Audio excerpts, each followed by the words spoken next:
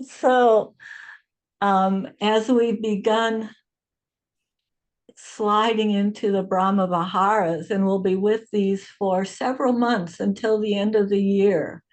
So we've got time not to panic. We have time for these. And the Pali words, Brahma Vihara, translate to divine abodes, divine relating to Brahma. In Buddhist mythology, the being who's a celestial being said to have four faces of unselfish love that Lee mentioned yesterday: metta, loving kindness, compassion, karuna, appreciative joy, mudita, and upekkha, equanimity. And this being, this heavenly being, abides, dwells in these four kinds of love. So in cultivating the Brahma Viharas, we seek to establish a place where we can live in these heavenly qualities, a constant dwelling place, just like our holding environment. In fact, an integral part of our holding environment. An abode where we feel at home, not merely a place for rare and infrequent visits. We practice to develop these forms of love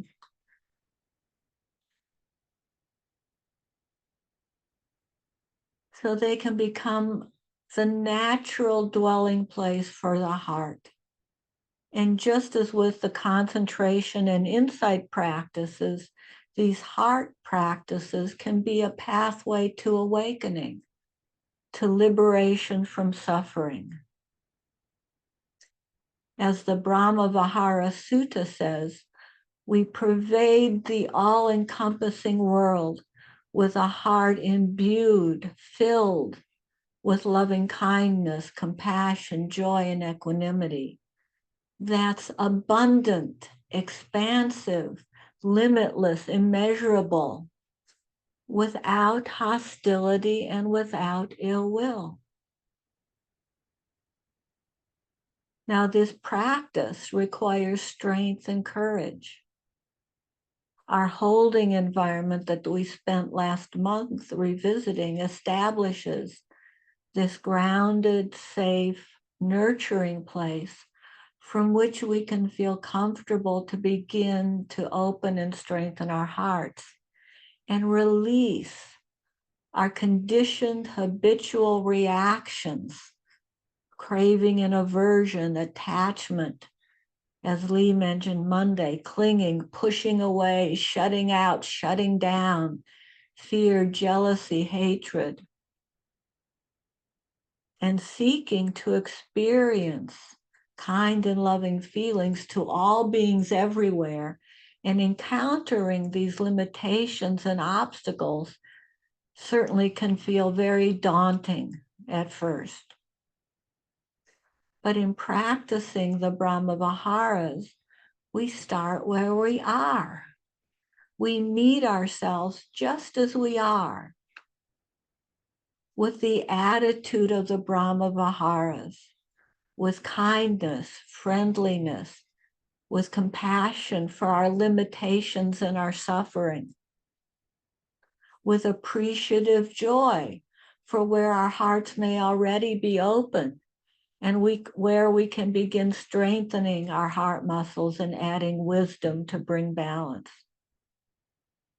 Starting where we're at means starting with those we find easiest to already love, the ones that we unambivalently, or at least less ambivalently, care about. We start in the shallow end of the pool. We dip our toes in, learn how it feels, then develop skill and strength and confidence to try the deeper waters. Traditionally, it's been recommended to start with oneself. However, we may not automatically think kindly towards ourselves. We're not conditioned to do that in our culture. We may need to start with someone or something else, a loved one, a benefactor, a teacher, our dear pets, or even a tree or a place that is soothing and comforting, a place in nature, our patios, our homes that feel safe and soothing. Even deciding who or what to start with may take some patience and compassion towards ourselves. We don't try to artificially make ourselves feel love, force ourselves, try harder. We notice if objections arise as we're thinking of someone. We direct our kindness and compassion to those objections or doubts or ill feelings. I know for myself, I've spent entire and multiple meditation sessions just overthinking who's the perfect person to start with. I'd start with a loved one, a dear friend.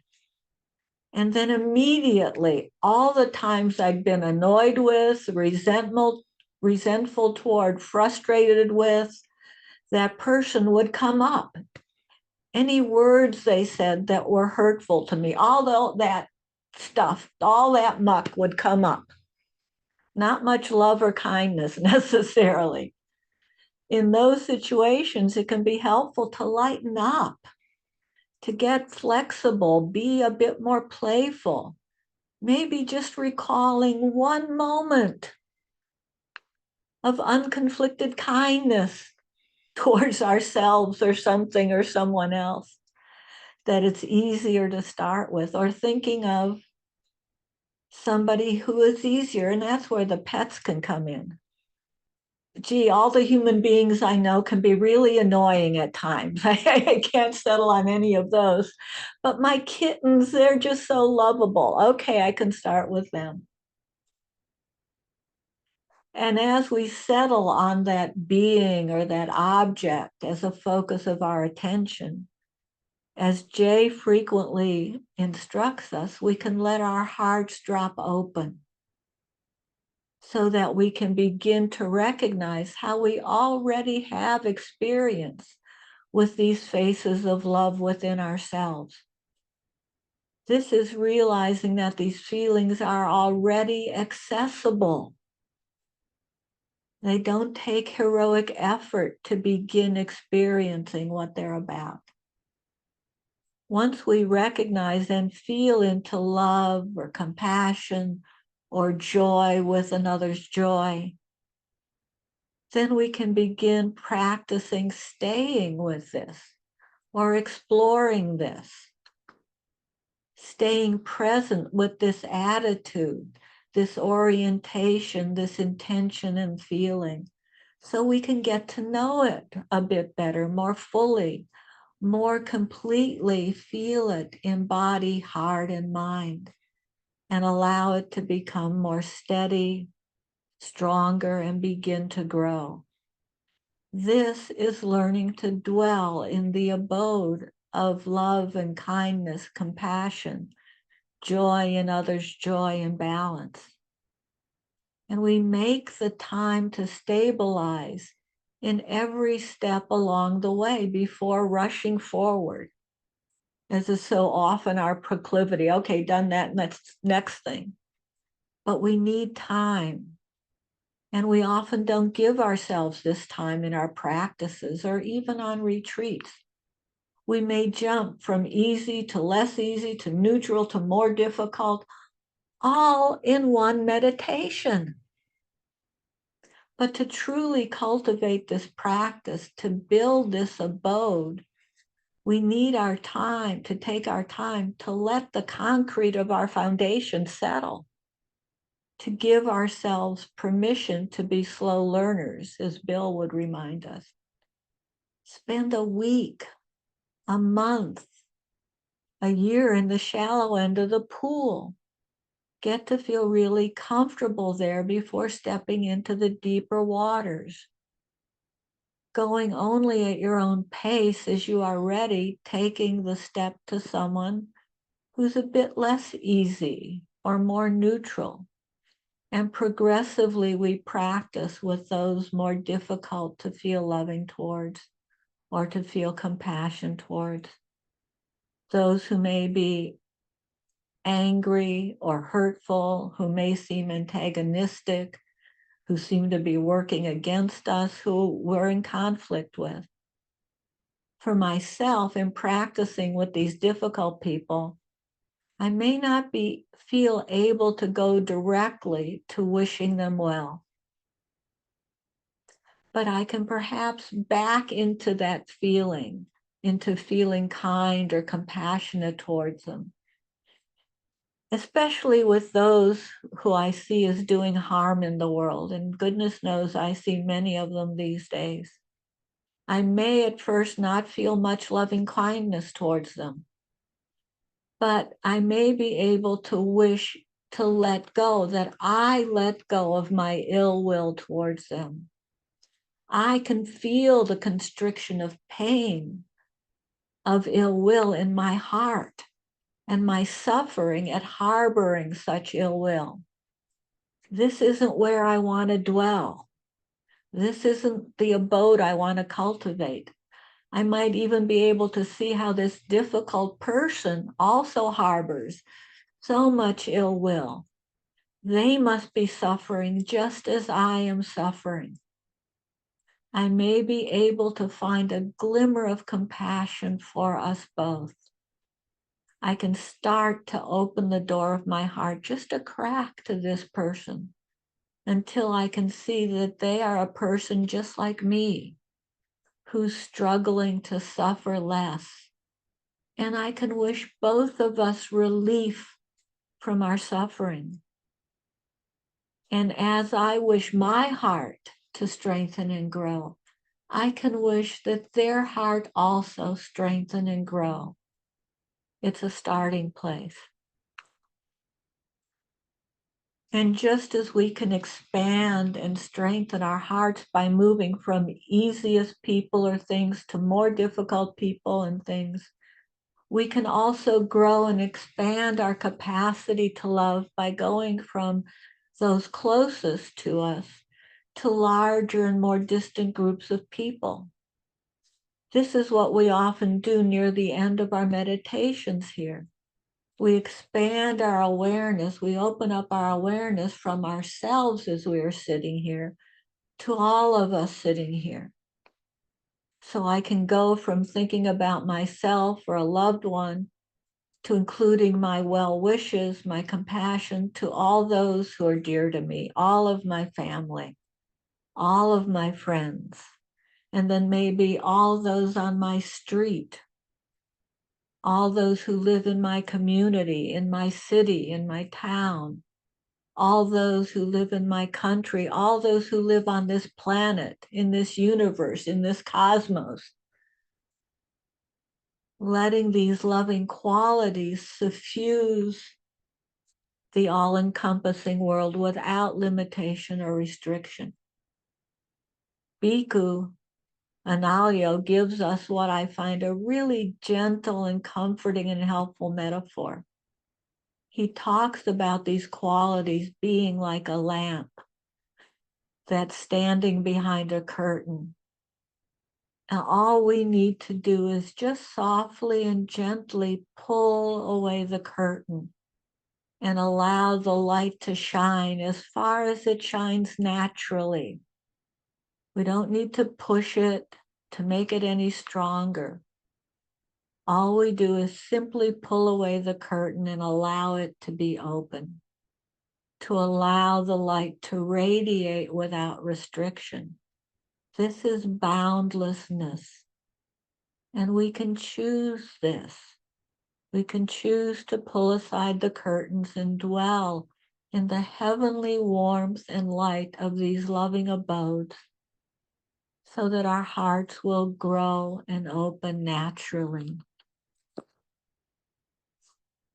So let's practice this. Thank you for your kind and gentle attention Thank you so much. And let's naturally move in any way that may feel helpful and beneficial to you at this point of your day. Any gentle, slow stretches, taking your own time to feel into how I can lovingly tend to my body, this body that lovingly holds me all the days of my life.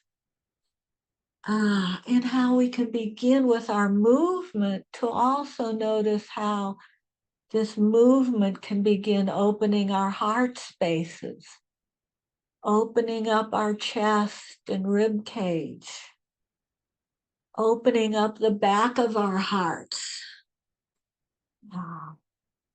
the side of our hearts, our whole space in our upper bodies that allow breathing to ventilate our heart space and our bodies. Loosening any constrictions, whatever limitations we can let go of, shaking loose any agitation, or just slowly moving and reducing the tightness or the tension. As we just begin settling, letting our heart, mind drop open into our bodies and feeling that luscious feeling, that place where we want to live and abide more of our time. The nurturing, kind comfort of this body breathing as it does naturally, without having to make anything different in this moment.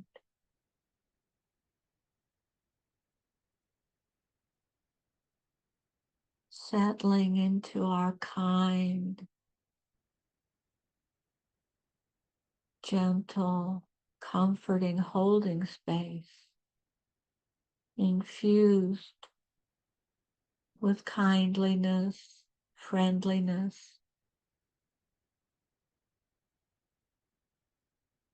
compassion, wanting to relieve the suffering of any aches and pains that have earned their right to be here.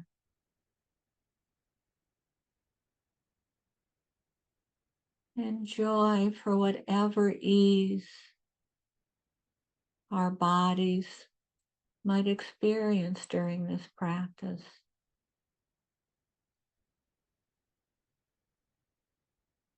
And joy as we think about all of us sitting here alone and together, creating an abode of love and kindliness, patient, soothing, caring,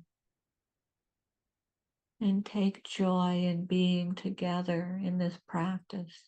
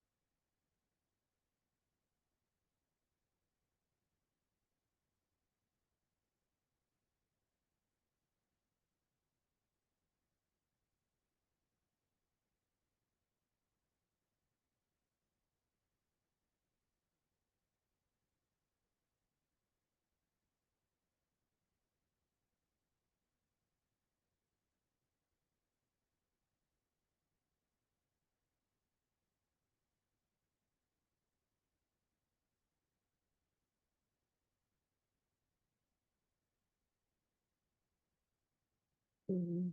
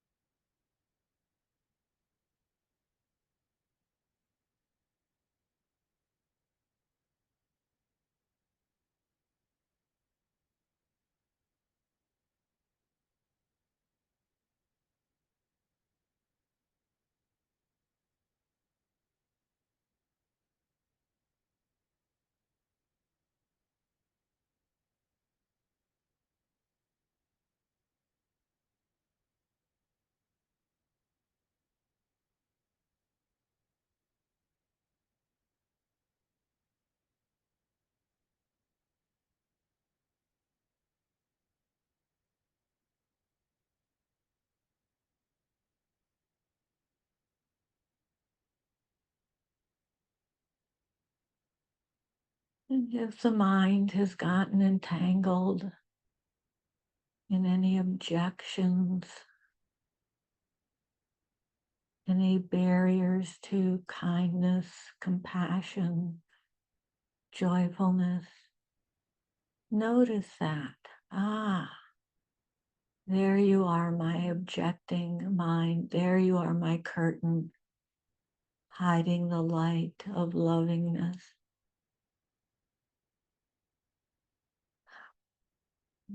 Let me just pull the curtain back gently and kindly.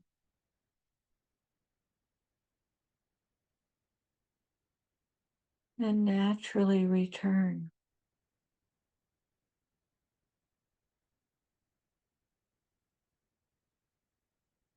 to kindness I feel towards